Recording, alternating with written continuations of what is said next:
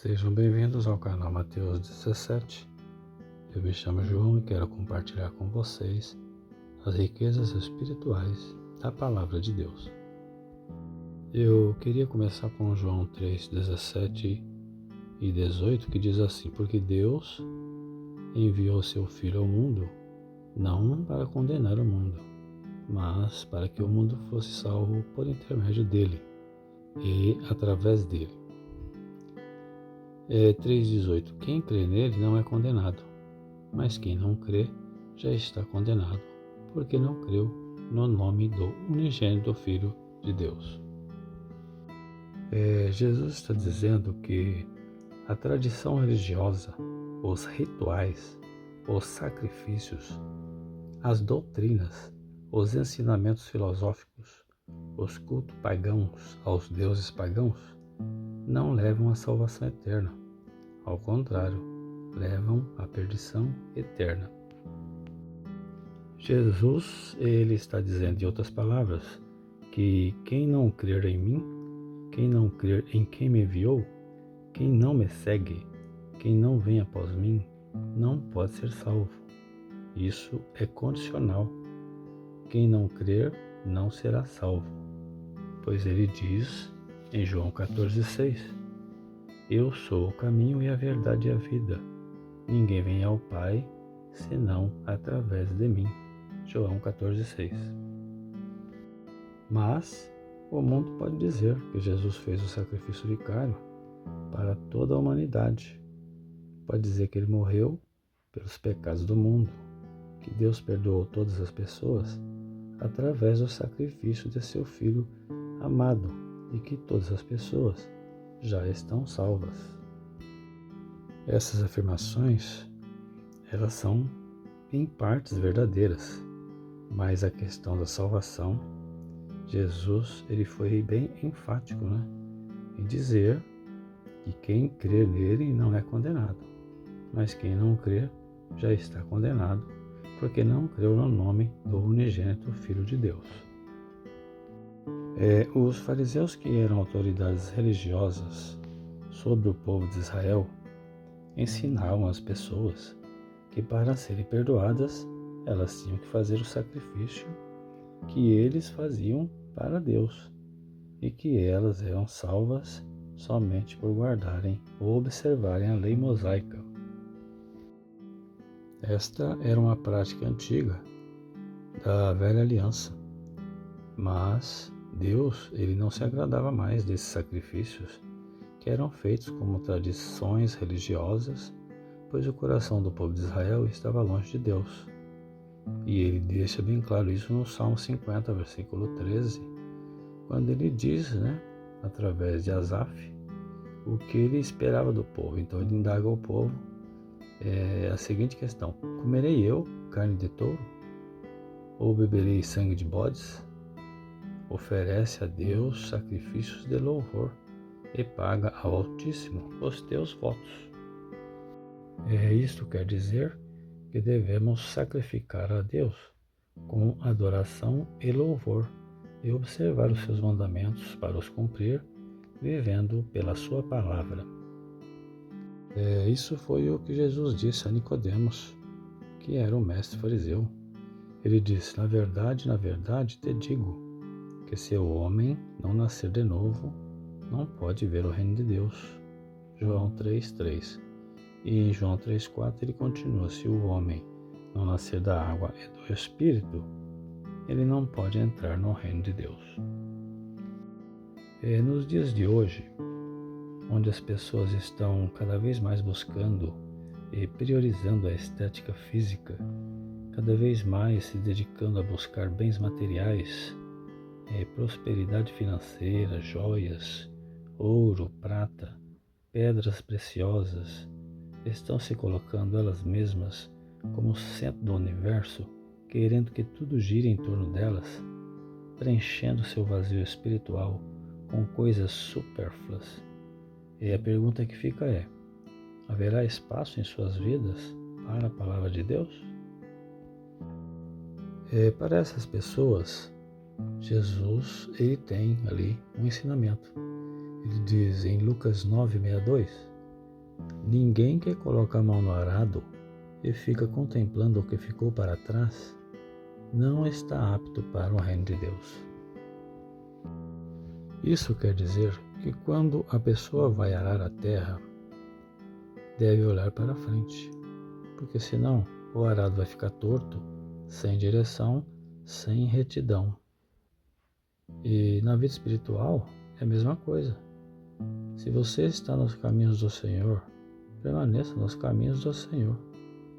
Deus não se agrada de pessoas que estão com um pé na igreja dele e o outro pé no mundo, fazendo a vontade de Deus e a vontade do mundo, pedindo perdão a Deus, mas querendo pecar de novo, honrando a Deus e honrando o mundo, desejando as coisas de Deus e desejando as coisas do mundo. Ou seja, essas pessoas, elas não têm um caminho reto espiritual diante de Deus. E nós sabemos que Jesus Cristo é o Senhor e Ele sabe todas as coisas. Ele disse certa vez aos escribas e fariseus: por que pensais mal em vossos corações? Mateus 9,4. Jesus perguntou a eles, pois diziam entre eles que Jesus blasfemava de Deus porque havia dito a um paralítico: filho, tem bom ânimo, teus pecados são perdoados. Mateus 9, 2 e 3. Isso quer dizer que aqueles escribas e fariseus estavam com seu coração cheio de pensamentos ruins, pensamentos voltados para a sua religiosidade hipócrita, que carregava o ódio, a ira, o desdém, o desprezo, a falta de fé em Deus e também o sentimento de matar o Senhor Jesus. Então, vemos aqui que é impossível enganar a Deus. Ele conhece a natureza humana e conhece o que há em nosso coração. E eles se calaram diante das revelações de seu coração, feita pelo Senhor Jesus. E Jesus continuou. No versículo 5 ele disse: pois qual é mais fácil dizer: os teus pecados são perdoados, ou dizer: levanta-te e anda? E no verso 6 ele diz: mas, para que saibais que o Filho do Homem tem poder sobre a terra para perdoar pecados, disse ao paralítico: levanta-te, toma o teu leito e vai para a tua casa. E ele, levantando-se, foi para a sua casa.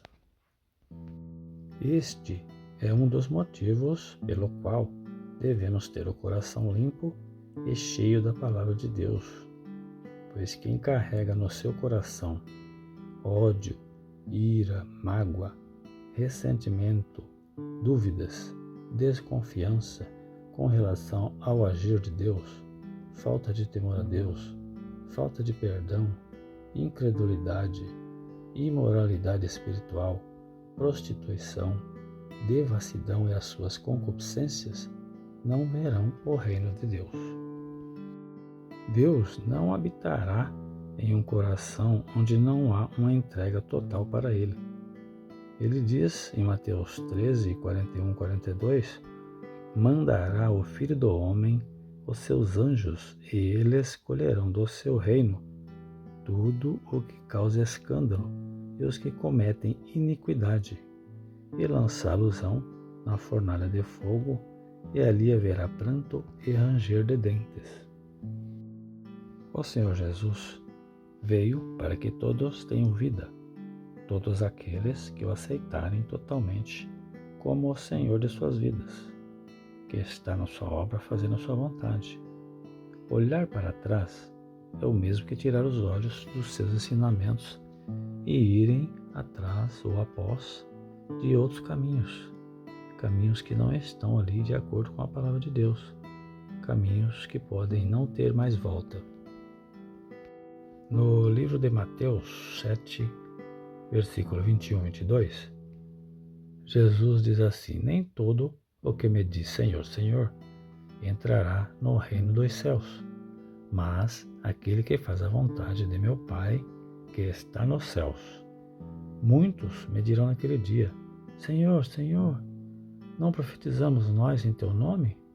E em teu nome não fizemos maravilhas? Então lhes direi abertamente: Nunca vos conheci. Apartai-vos de mim, vós que praticais a iniquidade. O Senhor Jesus, ele disse essas palavras para a multidão, mas também disse aos seus discípulos, para que não achassem que já estavam ali no reino de Deus e não pensassem como os fariseus, que se intitulavam homens santos, acreditavam que estavam fazendo a vontade de Deus, que seus atos e atitudes, seus comportamentos religiosos eram aprovados por Deus. E essas palavras do Senhor Jesus, elas são para nós também, para que ninguém se deixe levar pelo seu coração com orgulho, soberba, exaltação, achando que já está salvo, que vive em santidade, que é melhor que as pessoas, que vive fazendo juízo contra as pessoas e a favor de si mesmo, que já está preparado para ir para Cristo. E essas verdades do Senhor Jesus, ela nos leva à nossa realidade, que somos todos pecadores, todos carnes, todos fracos, e a salvação não é por merecimento, mas sim pela graça e misericórdia de Deus. Ninguém será achado justo ou santo diante de Deus por alguma obra que fez, porque todas as coisas são dele e para ele. Ou seja, o nome é dele, o poder é dele, a autoridade é dele, a igreja é dele, a oração é feita em nome dele, os dons são dele, a cura, a libertação, a salvação, a restauração, tudo é feito através do nome dele. Nada é nosso, tudo é dele, amém?